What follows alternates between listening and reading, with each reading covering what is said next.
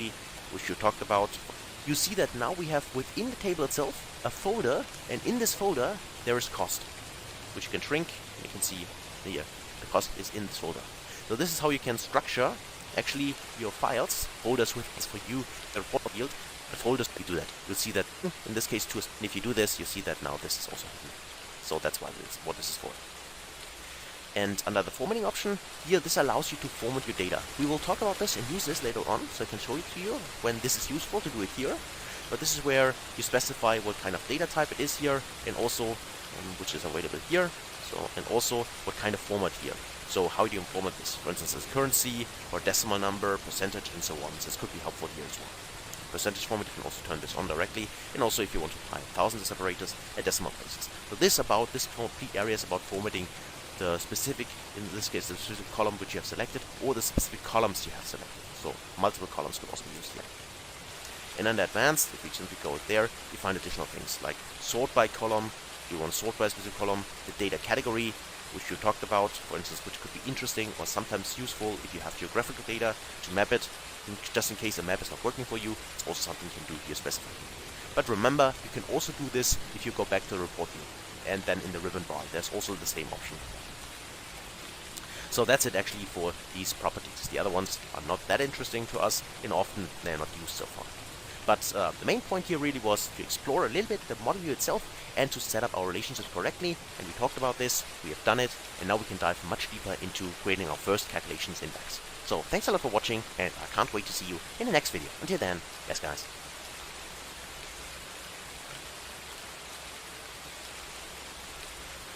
Hello and welcome back. Now in the last video we have created our model setup, our relationships, and now we can use them. And let's actually calculate our first measures and calculate columns in Power BI. So there are two ways, which I would like to show you here, as I mentioned, which are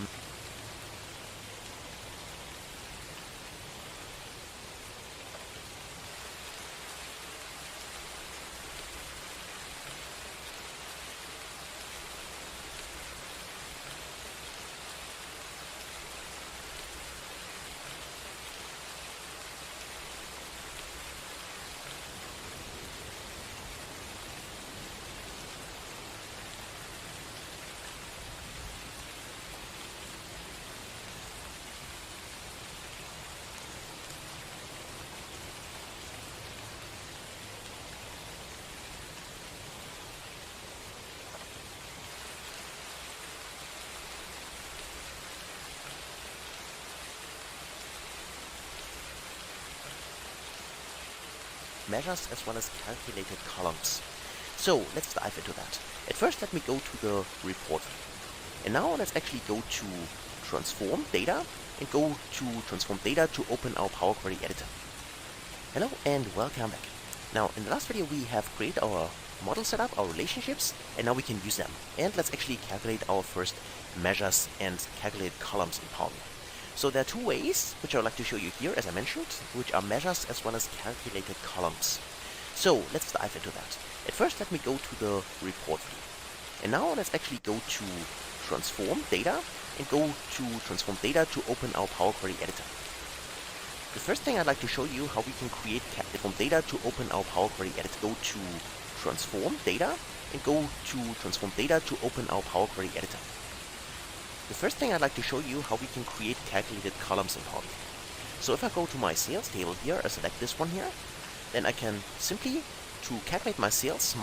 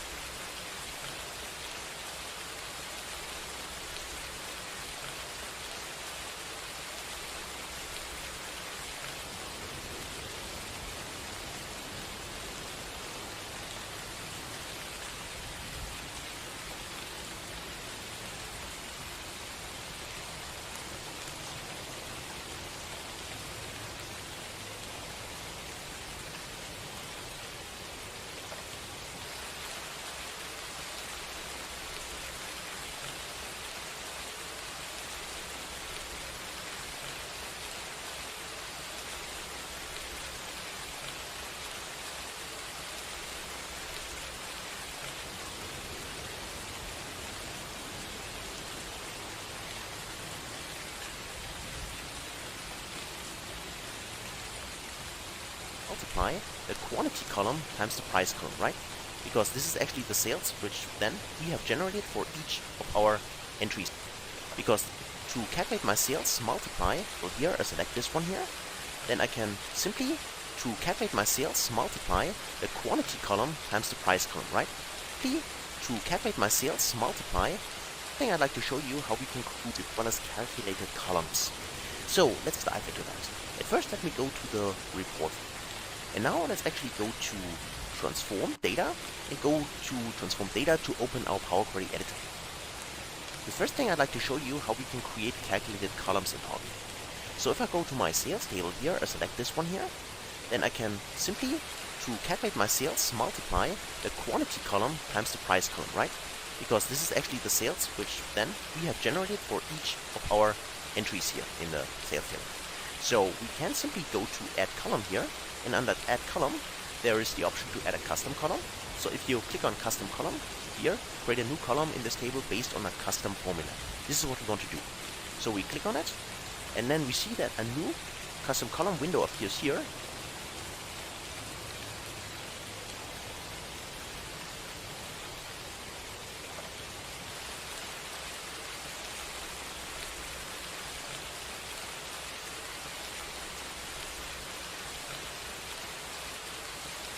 Which allows us to specify the name of the column. Let's say we name this total sales column. Okay, I name it column here as an additional name here. And then what we can do here is simply write our formula. And we can relate our formula to specific, in this case, columns we have in the sales table. So this is the list of all the unique column names, which you see up there as well. And for us, we can simply double click on a specific field. So let's say we want to multiply the price. So we can double click on the price. And then we simply use a multiple symbol here. You can see currently token literal is expected, so the formula itself currently is not valid. But of course we want to multiply it by another field, and that is why we can choose the quantity here. And there are various ways. You can either type in the quantity yourself in here, or you can double click on the field, or you can simply select the field and go to insert. That also works. And you can see that now there are no syntax errors have been detected, and then our formula is valid in here. So that's how you can actually create easy formulas in or here in the Power Query editor. Simply multiply specific columns, and also notice that the columns are always put in brackets here. Okay? So if we go now to OK, what we see is we get an additional column here, which is simply this 7,392 is simply 4 times 1,848. So we simply multiply those two, in this case those two cells, for each row in the table, and then we get our result. And you can see currently this is not the correct number format, but because these are all absolute numbers, I can simply go in here and say this is a whole number. Otherwise you could also use a decimal number, but here whole number is fine for me. And now you can see I got my total sales column as well as the correct data type. And if we now say under home, close and apply, that would simply mean that we apply those changes, and now we can a number. Otherwise you could also use a decimal number, but here whole number is fine for me. And now we can see I got my total sales column as well as the correct data type. And if we now say under home, close and apply, that would simply mean that we apply those changes, this column will be added to our model, and then we can use it in our report. So if I go to close and apply it here, then I can just wait till the application has been detected as well as implemented.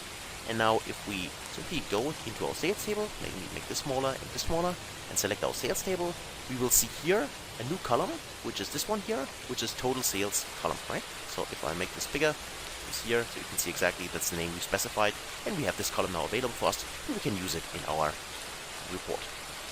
So if I tick this option, because it's a numeric field, we already know that by default we get a bar chart. So let's actually tick this, and let's just see, and we get our bar chart. Just in case we want to change it, simply detect the value itself. We can select the chart, and let's take a look at the card here just to see what number it is. And it's 26 million, or in detail, if we go under the formatting option here, and select this one here, and say for the category itself, do we want to turn it off? Yes, maybe you like to make it a little bigger, so for the table sales itself. And then for the data label here, let's go with display units and set them to none, just to see the exact number, which in this case is 25,661,209. And of course we can format this maybe a little bit more, so select the column itself, and then go under the formatting options, and let's actually tick this currency symbol just to see it as a dollar number, yeah? Like that. Okay. So this is the number we get using this calculated column.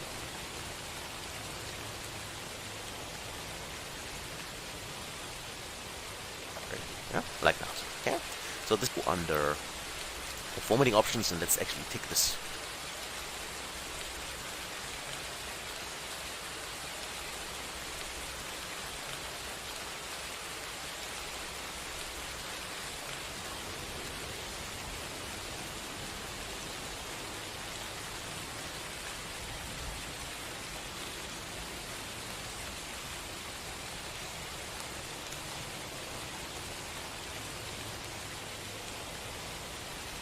Currency symbol, just to see it as a dollar number, yeah? Like that.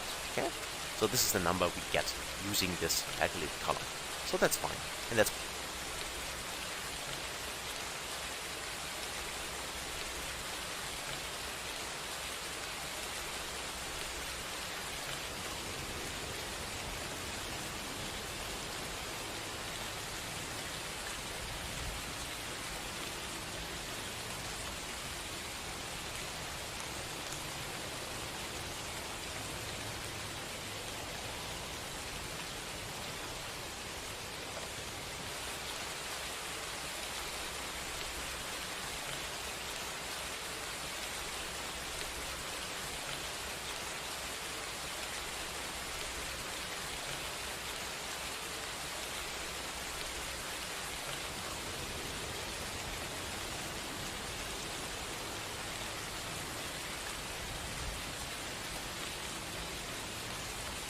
one option we can use.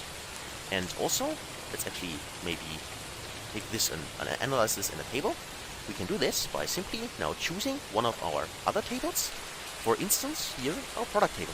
So we can tick this one, and then go with the product names. At first, be sure that you click somewhere on the blank canvas to deselect this one, this measure, this visual, and then you go with the product name, you tick it, and you can see now you have a list of all the products, and now you can also use your total sales column, which you have calculated, tick it, and you see actually now all the sales for each specific product in our dataset. I can also maybe let me select it and drag it maybe on top here, and also let me make it a little bigger so you can see it just better on your screen. So let me take this here and go under the value section here and say for the number, let's specify maybe 15 for now, okay? So hopefully you can see that. Now we got all the products here as well as the total sales for each product. And in total, at the bottom here, we can see we got 25,661,209, which is exactly the same number as we have here. So that's fine.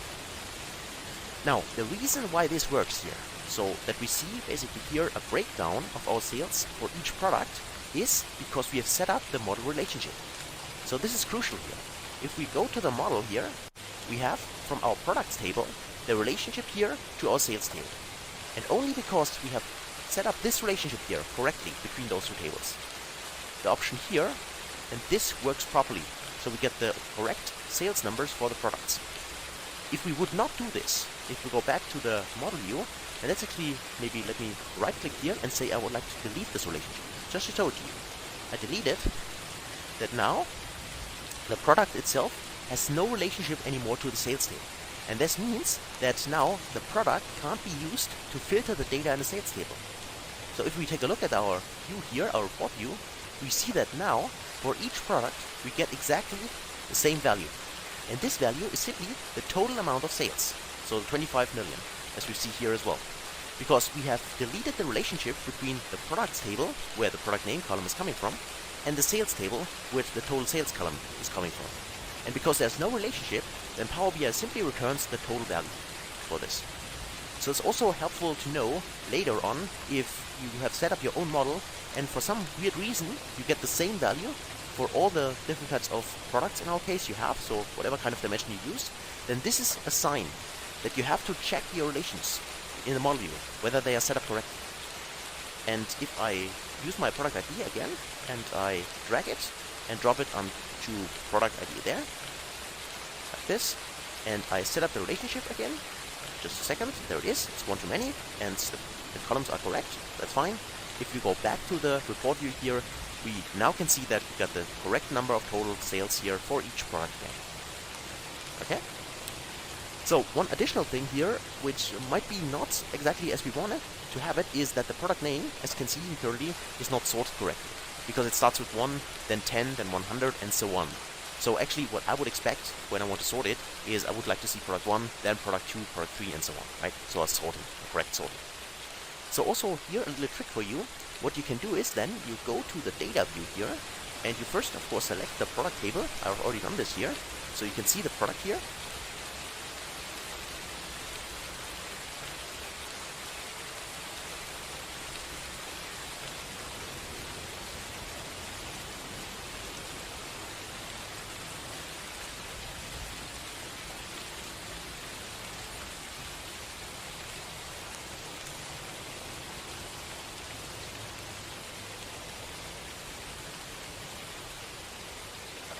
So also here a little trick for you.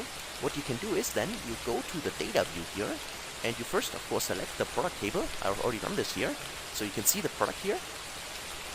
And then what you do is you simply click on the product name, which you currently display in here, right? So this is this one, the product name column, and you can sort this column. And you can sort this column based on another column, because the original sorting here is correct. So 1, and then 10, and then 100, and then 101, and so on. So this is the correct sorting, because 10, so the 1 here at the first letter, comes before the 2, of course. That is why the sorting is alphabetical sorting, practically. So what we can do is we can simply go here and select this specific column, the product name, and then there's an option up.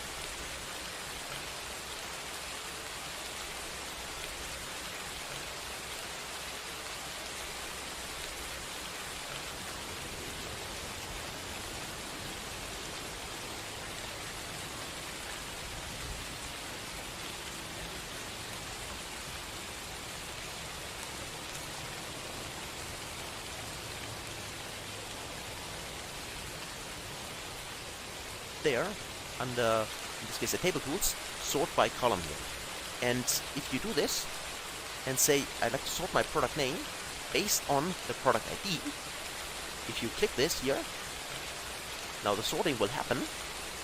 In this case, the table tools, sort by column here.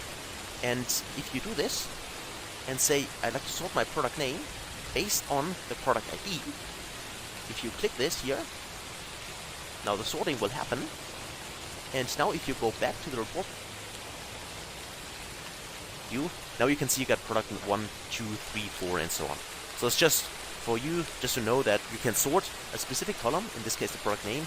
So it's just if you click this here, now the sorting will happen. This and say I'd like to sort my product name based on the product ID.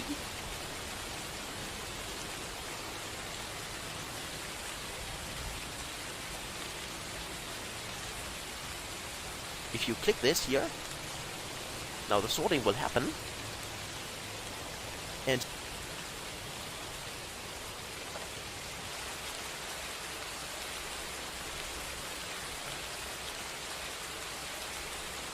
now if you go back to the report view, now you can see you got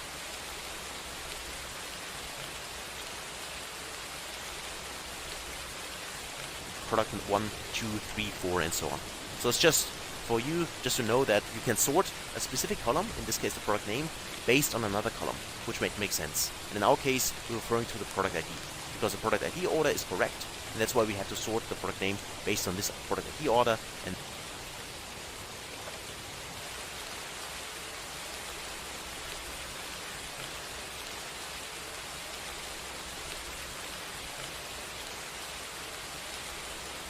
then it displays here correct in the right order. Okay? So this is it for sorting as well as for the calculated column. I just want to give you here an additional option, which is the so-called measure in Power BI. We already talked about this at the beginning when we made a tour in the Power BI interface. You see that under calculations there's also new measure. And also under modeling there's the option to create a new measure. So measures are different from calculate column in a way that measures will always be calculated on the fly. That means this calculate column which we have created there in our sales table, if we make this smaller here, this one here, this is actually created as a fixed column, which means if you go to the data view, for instance, you can also see that it fits our sales table. If you make this from SEO, 8, 2, 3, 4, and so on. So it's just for you just to know that you can sort a specific column, in this case the product name, and in our case we're referring to the product ID. You can sort the product name based on this product ID order, and then it displays here correctly in the right order. Okay? So this is it for sorting as well as for the calculated column. I just want to give you here an additional option, which is the so-called measure in Power BI. We already talked about this at the beginning when we made a tour in the Power BI interface. You see that under calculations there's also new measure. And also under modeling there's the option to create a new measure. So measures are different from calculate column in a way that measures will always be calculated on the fly. That means this calculate column which we have created there in our sales table, if we make this smaller here, this one here, this is actually created as a fixed column, which means if you go to the data view, for instance, you can also see that in the sales table selected, there's a new column which we have created, which is this one.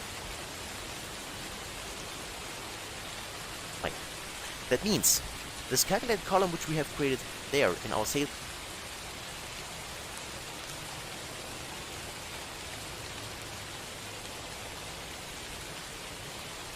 table, if we make this smaller here, this one here, this is actually created as a fixed column, which means if you go to the data view, for instance, you can also see that in the sales table selected, there's a new column which we have created, which is this one here, total sales column. Now, if I go back up,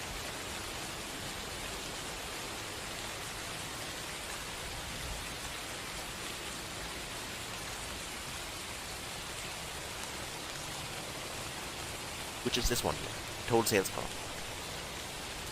Now, if I go back up there, we can also now create the same or get the same result as a measure. So in order to do this, we can either click on measure here under home, we can go to modeling and click on measure here under modeling, or the third option would be to right click on a table here on the fields list, right click, and also there's an option to create new measure, for instance. So if you click on new measure here, then what happens is you can see here a little calculator icon and also the name measure, and this measure can now be specified here. So this is where we can write our DAX here. And here we could simply type in a name, let's say total sales, that is equal to, and now we need some DAX functions. And there's a DAX function called SUMX. Now this SUMX, and the great thing here is that these functions always give you a little hint what they do for you. So here the SUMX returns the sum of an expression evaluated for each row in a table. And think about that. This is exactly what we need. Because what we did when we used the total sales column, our calculated column, we would expect that the measure itself, or in this case the calculated column, what it was doing, it was simply taking each quantity and price in each row, so the two cells, and multiply them. And this is also what we want to do here. That is why we use the SUMX function. The X function itself is an iterator function, so all the X functions in Power BI, remember that, are iterator functions, and this means they iterate over a table. And iteration means they go through this table row by row. And this is what we need, because we want to go through the sales table, so our table will be the sales table. If you type in SA, you already see here the table itself, as well as a few additional functionalities here, functions, which we talk about later on. But here, if you select the sales table, you can press the tab key to do this. And then we need to give it an expression. And in this expression, because we have selected the sales table, we can give it columns from the sales table. And we do exactly the same as what we have done with the total sales. We multiply the price with the quantity. So if you type in here price, for instance, price, you see that now it's referring down there to sales and then in brackets price. That simply means it is from the sales table the column price. And you can tick this, pressing tab, and then we multiply this with, from the sales table, the quantity. So if you type in quantity here, you already see there's again a little table symbol, and also it's relating to the sales table. That's why the table name is always first, and then in brackets the specific field, which is the quantity. And if you tick this like that, you can then simply close the parentheses. So what this function here is actually doing for us, this measure, is simply it's iterating row by row through the sales table, and for each row it's simply look up the price, it then looks up the quantity, and it multiplies those two. And the sum at the end simply then adds up all those multiplications. So all the sales for each row in a data set, in this case in the sales table, and then it simply sums them up. And this is how we get the total sales. And if we press enter, we'll see that now Power BI is calculating this measure for us. It's done. We can also see here that is a measure because we have this little calculator symbol here. And by the way, I think in the later Power BI version 6 might change, so it might look a little bit different. Just want to mention it here. But we have still some kind of label which tells us that this is a measure. And now, if we take a look, let's actually click in here and just check whether we got exactly the same. Okay? So we currently have here our total sales column. And now let's actually tick our total sales measure. So if we tick this here, we can see that we got exactly the same result. And let me actually format this here so you can see that even better. So if I click on this, same is true here. I click on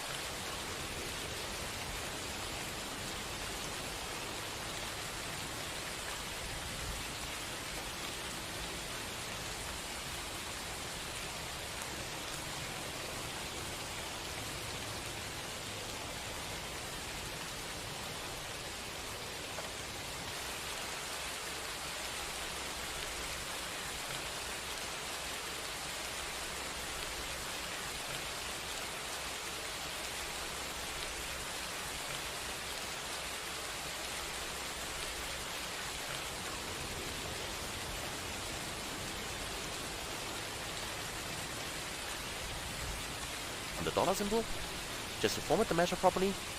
And then I can see here, I get exactly the same number as here, right? So you can see that the measure here, the total sales measure, delivers exactly the same result as the total sales column. And the same is true for the total here. And you can also see it if I, for instance, use another KPI card here. And if I tick my total sales number here, I get exactly the same result as above. The only reason is that this currently looks a little bit different is the formatting. So if you select the card, go in here and say for the data label here that you choose in specific none, then you see exactly the same numbers here, right? So the measure itself can deliver exactly the same result here as our calculated column. Now you might ask, when should I use which? So if I can get the same result, why should I use a calculated column, and when should I use a table? Or in this case a measure, sorry, as the total sales. Now, the point is that whenever you can,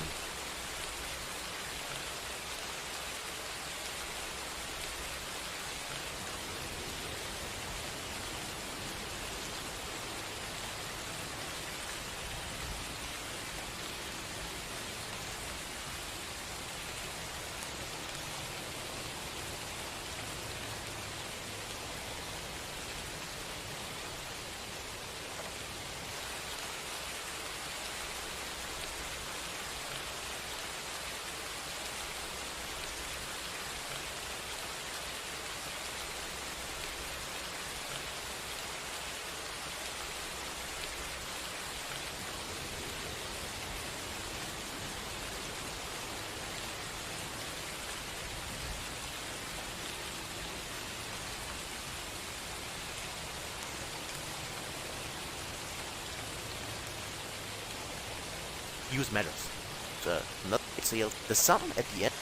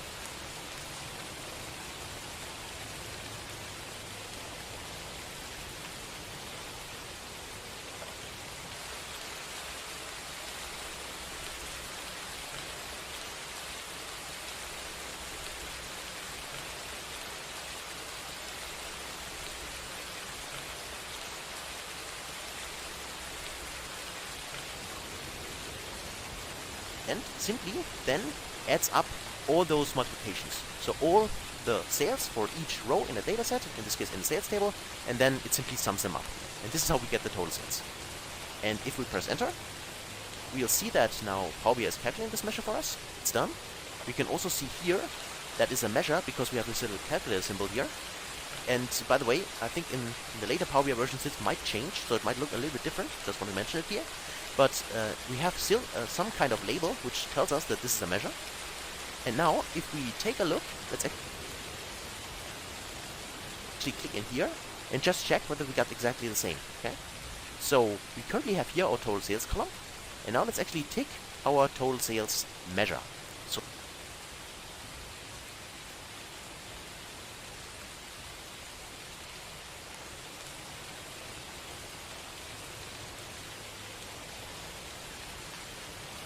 So if we tick this here, we can see that we got exactly the same result.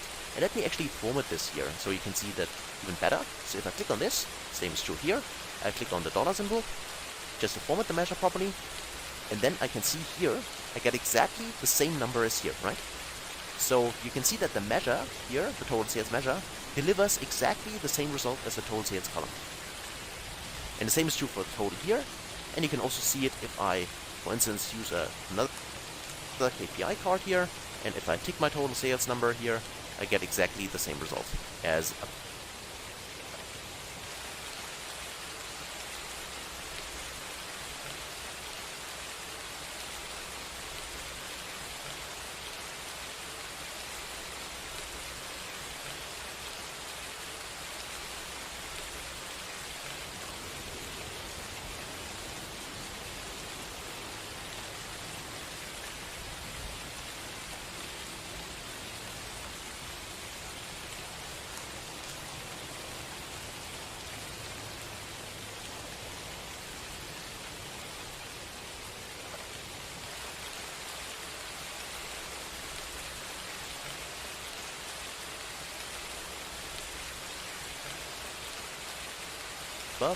The only reason is that this currently looks a little bit different is the formatting.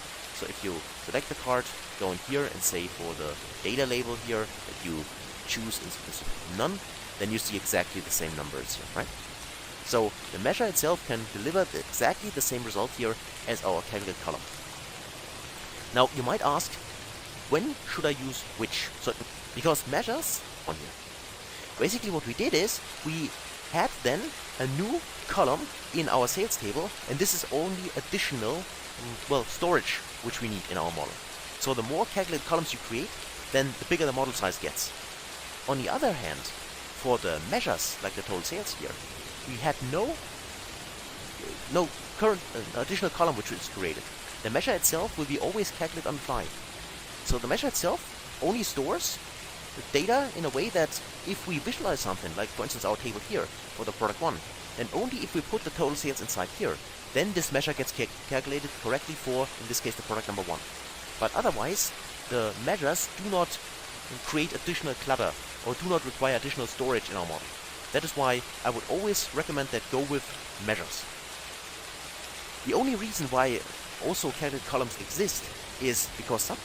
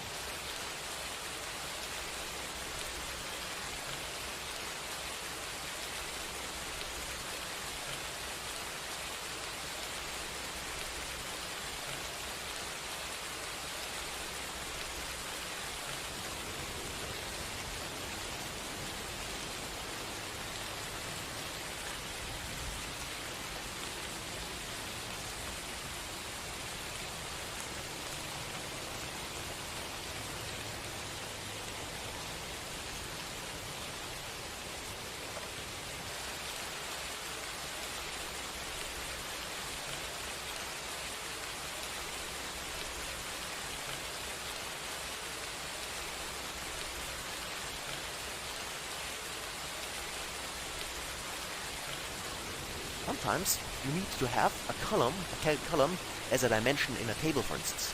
So what measures can't do, but calculated columns can do, is something like that. For instance, the product name here, like product 1 and so on, displaying like that, this can only be done with calculated columns. This cannot be done with measures. Measures can only return values, like for instance these ones here. But calculated columns can only also return something like that. So for instance a string value which then can be used in a table, for instance, or in a pie chart. So this is something where you need calculated columns. But most of the time measures are the better way to go, and this is why we will use measures a lot in the course, or also in the next couple of videos. Okay? So that's it actually for this video. This was a lot of new stuff, but hopefully you were able to follow along. Just in case you have any questions, feel free to ask them. Otherwise, I can't wait to see you in the next video. Until then, best guys.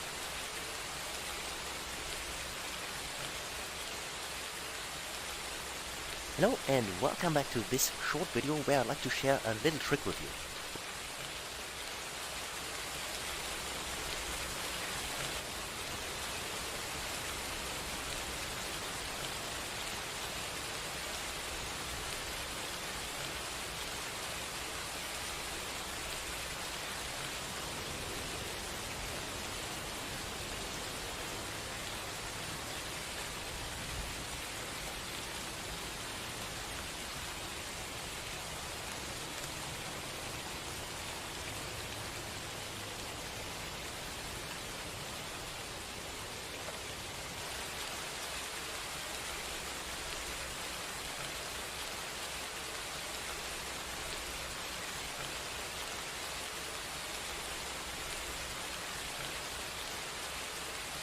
Which I personally love, and I think it's quite helpful simply to organize your data structure a little bit better. So you can currently see that we have one measure created in the last video, which is this total sales. Now this total sales measure is appearing in the sales table. The reason for this is because we right click on the sales table and select a new measure. And if you do it this way, then the measure gets created within this table. The same is true for other tables. So if you right click on the products table and say I'd like to create a new measure, then this measure would appear in the products table after you have calculated it. So what I personally like is I like to have one table which contains all my measures. Because depending on how many measures you want to create and how complex your model is, you might have a lot of measures. And you can structure them simply putting all of them in one table. And this is what I like to do. I like to create a so-called measures table. And in order to do this, what I will do is at first I go under home here in the ribbon. And under home, there's the option to enter data. We talked about this briefly, simply if you want to add manual data. Now, what we need is we need an additional table which we can use for our measures. So that is why we simply click here and create a so-called dummy table. Now, for this dummy table, I'll simply put in a 1 here.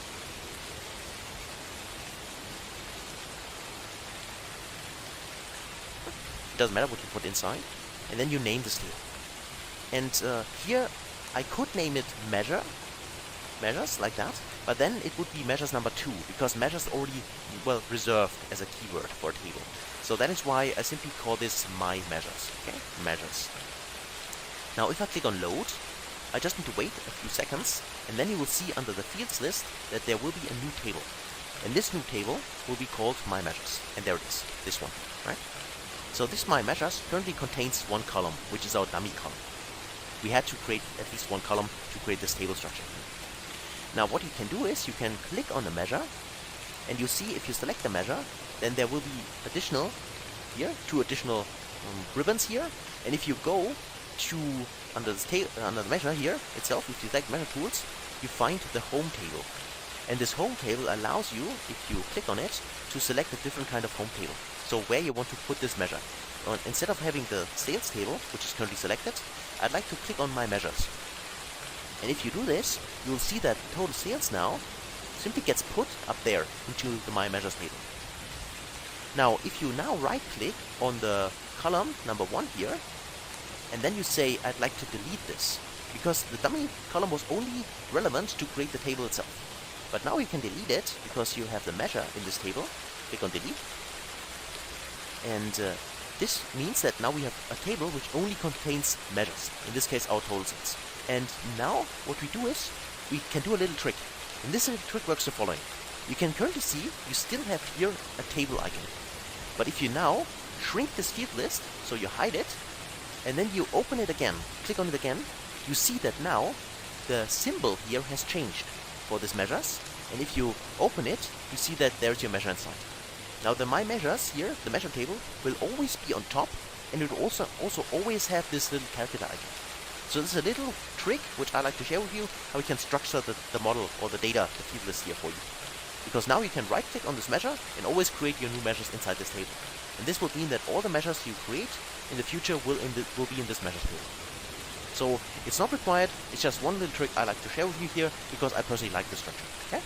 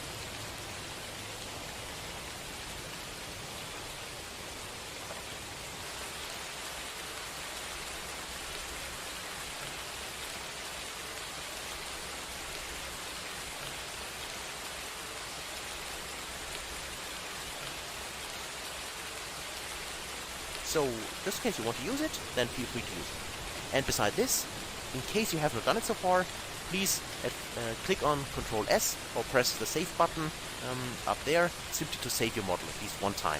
Right? Okay.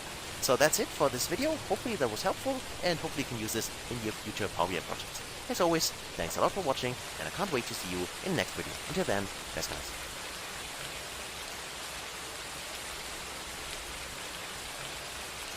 Alright.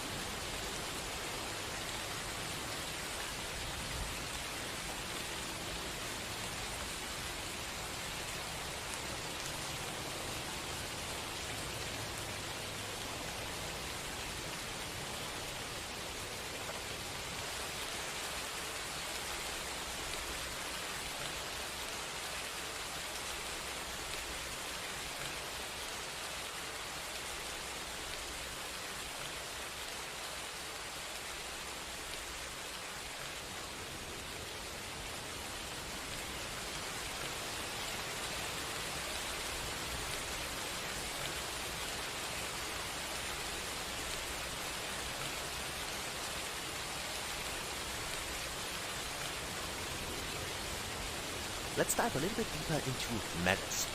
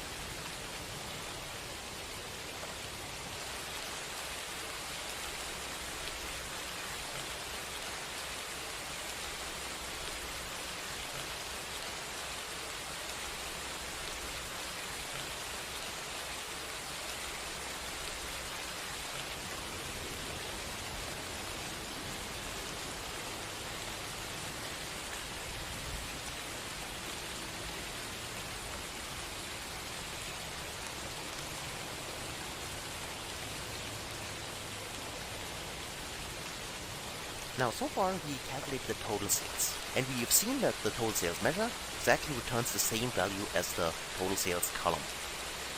Now, what we could also be interested in, next to the total sales, is of course something like the total cost which occurred, or also maybe the total profit which we made, which would then be simply the difference between total sales and total cost. Or also margins which we have. For instance, what is the profit margin for each product? Or each location. We also have other tables, remember that. Or maybe the profit margin which each of our sales representatives created. Also interesting for us, right? So, in order to do this, we need to have a few additional measures inside. So, a few additional insights. Now, we need to be a little bit careful here, because if you go back to the data view here, we know that under sales table, what we did in order to calculate the total sales, either by measure or also by column here. We had a quantity, which is this one here, and we also had the price. So we had the two relevant columns we have, or which we need in order to calculate the sales, both in the same table. However, for the cost, the total cost, this is different. Because we have an order ID here, and we have for each order ID a product, right? And for this product, we know that, okay, the quantity which has been sold is 1, like this one here. But what are the costs? Because the cost for the product, in this case PID 2077, is not here in this table so far. The relevant cost for each product is in another table. It is within the product table. If we select the product table, we see that there is the product ID, there is the product name, and the third column here would be the cost for each product. So our goal is to go in the sales table here, then for each row entry in the sales table, we need to look up the quantity which has been sold, and then we need to jump based on the product ID we have here. We need to jump to the products table, select it, look up the product ID here, and then use the relevant cost here, this column, and multiply it with the quantity which is in the sales table. So we need to have basically columns from two different kinds of tables. So this makes this formula a little bit more difficult, at least from the beginning. So how can we do this? Well, the idea here is, let's actually do it with a measure. So we have a measure here. And if I right-click on my measures table and click new measure, remember what we did with the total sales number, right? We used an iterator function. And we again need an iterator function for total cost. We can say total cost, and then I say is equal to, and now I'm going with a sum x, because I want to sum up the total cost, right? I need to calculate the cost for each order ID we had, and then I want to sum up all these costs to have my total cost number. So I'm using an iterator function again. I need to give it a table. My table was related to my sales table. That's also fine.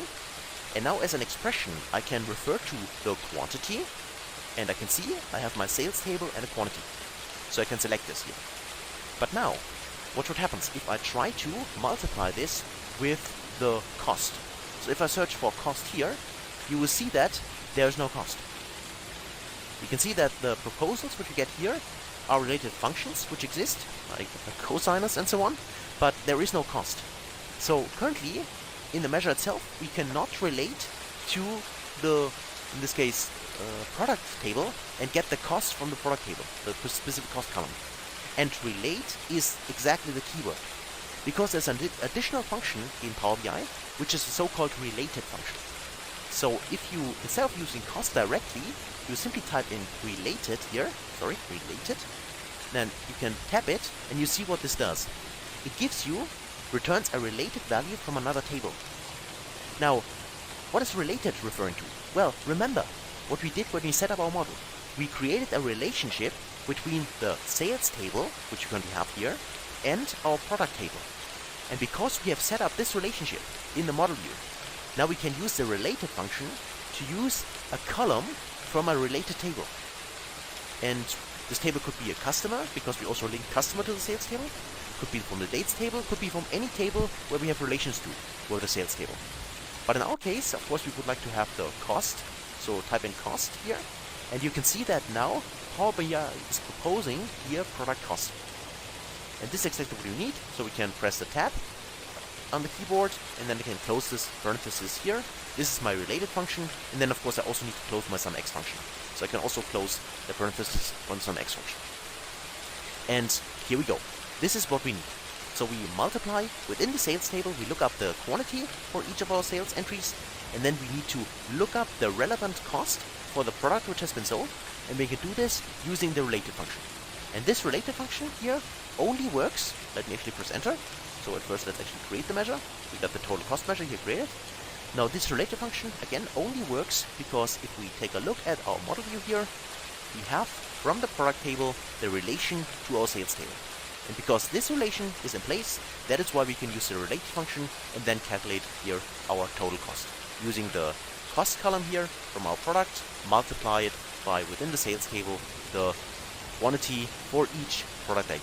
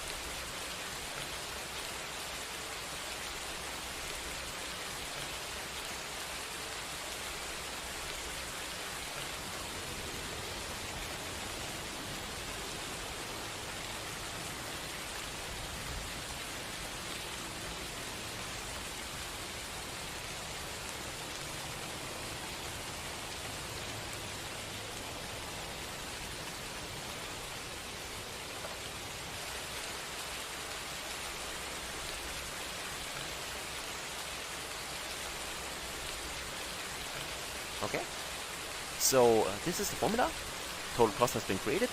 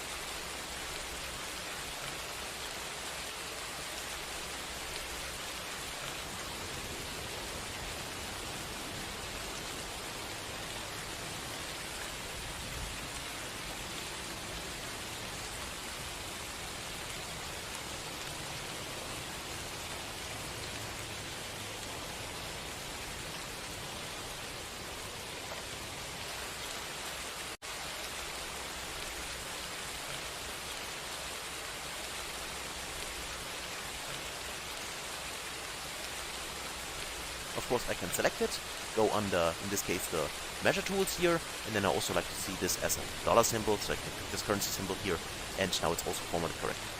And now if I go in here on my table, I can simply pick now total cost, and then I would also see the total cost here for each product in total which has been sold, right? And you can see exactly it's calculated in total, the number here, as well as for each, in this case, product name, because we here currently slice by product name, and for each product name we got exact.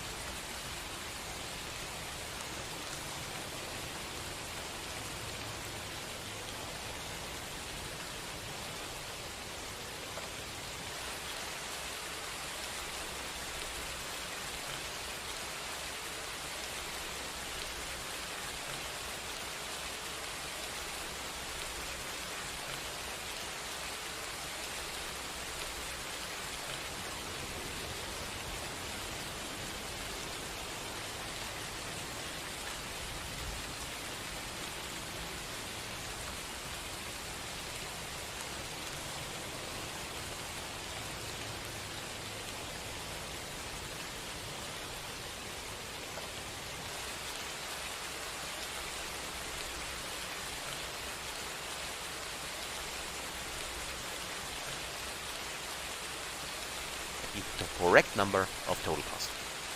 And this only works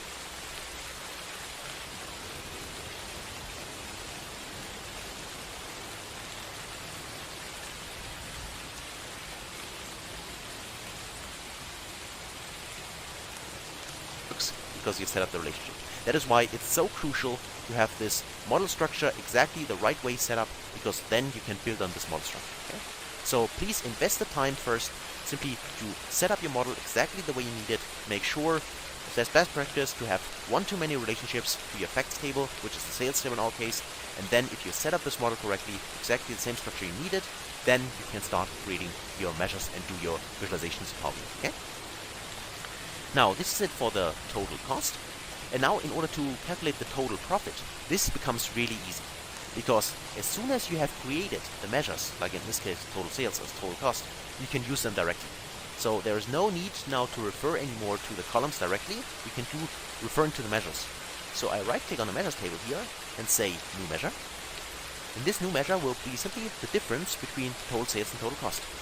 So for the total profit is equal to, and now I can simply say total. And you can see that you can refer to measures here.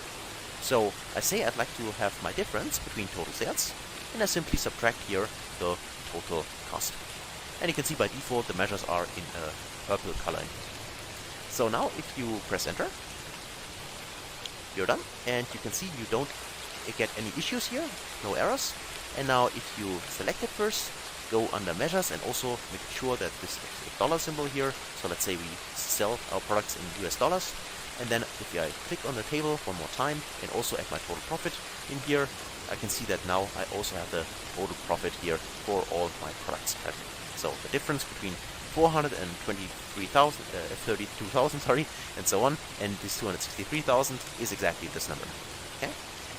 So that's how you can calculate now the total profit. And the same is true, by the way, for the profit margin. So let's actually calculate this field as well. So let's right-click on my measures table here and say new measure, just to practice it one more time. And also let's calculate the profit margin. Let's say the profit margin, profit margin is equal to, and now I simply say I want to divide my total profit, which is now also available, divided by the total sales, right? Like that. And you can simply calculate here the margin like this. However, there is one additional functionality which I like to add here, which is so-called divide function. Because you get exactly what you want doing it this way. However, if your total sales number, so actually your denominator, if this is 0, then you might get in the future a division by 0 error, right? And this is something you don't want, because normally you can't divide by 0. And in order to avoid this, to don't get any issues here, you can wrap this here instead in another function, which is so-called divide function. So this divide function here, as it tells you here, safe divide function with ability to handle divide by 0 case. So as a best practice, you can use this divide function here. You to type in the numerator as our total profit, here we go. And then you type in the denominator, which will be total sales. And then you can also specify if you want an alternate result. So just in case here you get an error, then you can specify here not specified or anything like that. So you can, for instance, type in here not available or anything like that could be done if you want to do that. In my case, it doesn't matter, so I simply leave it blank. You can also see it's here in brackets, and whenever you have fields in brackets in a function, that simply means they are optional. You don't require to put them inside. You can do it, but you don't need to do it. So even if I leave this empty and simply close the parenthesis, I already save or ensure that I don't get any divide by 0 errors. So that is why this divide function can be helpful to you. So if you press enter, then the measure gets created, and there's the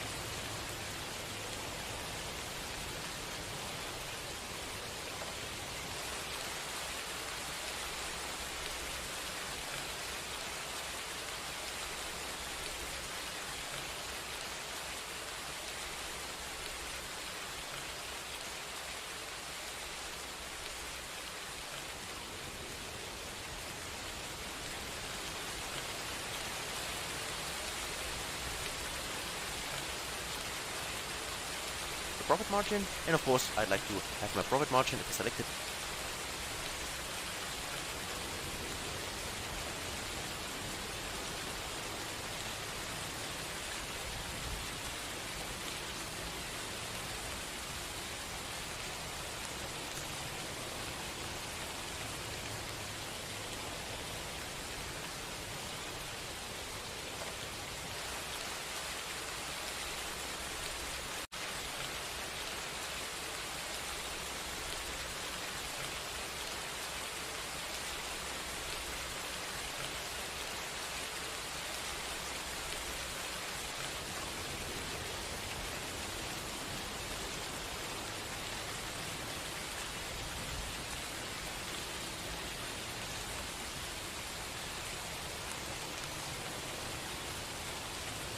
As a percentage number, that's why I select it here, and I go to as a format as a percentage here.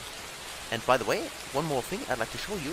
Remember when you talked about the model view here? Let's actually first select the table and add the profit margin to the table. Currently this is not formatted, right? It's a percentage number, but it's not formatted correct.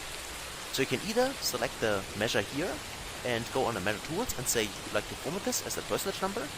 Or the other way around would be, if you go to the model view here, you see that there's an additional table, which is currently hidden. You should just make sure that you hide this property window, maybe for a short time, and there's our measures table. Remember, we have created this measures table in our model, and this measures table here, let me make this maybe a little bigger here, so you can see our measures. This measures table is not related to any other kind of tables. And this, of course, is true. The measures table, if you create it, is never related to any other kind of tables, because it only contains, here it's like a storage for all our measures. The measures itself are based on fields from the other tables, so the other tables are connected. But the measure table itself is simply only a table with no connections. That's totally fine. But for this table here, you can drag it place it wherever you want. You can also select, remember, you can select fields, and then if you open up the property window again, there's also an option to format this correctly. Of course, I need to first select the profit margin to have the correct measure, be aware of that. But then you can simply go here, under percentage format, you can turn this on. So this would be the other option. And then if you go back to the report here, now you can see I got also my numbers here correctly formatted, right? So I'll take this one here, and I can see that here all my measures in my table here, so the last column, let's select maybe the measures table just to get rid of the header, and you can see that the profit margin here is also formatted now correctly as percentage numbers, right? So that would also be an option. So either select the measure here in the report view and then go to the formatting options under the measure tools icon. So my measures here, the profit margin here, you can select this one here, or you can also do it here within the model view. And the main advantage of the model view is that you can bulk formatting measures. Because what you could do here, for instance, I could select my total sales and then up to my total cost, so all of three. I hold my shift key to select all of them, and then here you can specify a format. And this means that you're bulk formatting measures. So if you have created a lot of measures, but you haven't formatted them yet, you can do this in bulk here, if you want to do that. Okay, that's why this can be helpful as well. So that's it actually for this video. Now we have learned how we can create additional measures.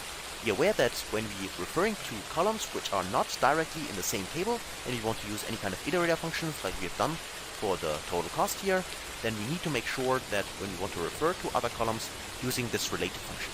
And this related function then, if we wrap the specific column we want in this function, we can then use all the columns with tables or from dimension tables, which are related to our fact table.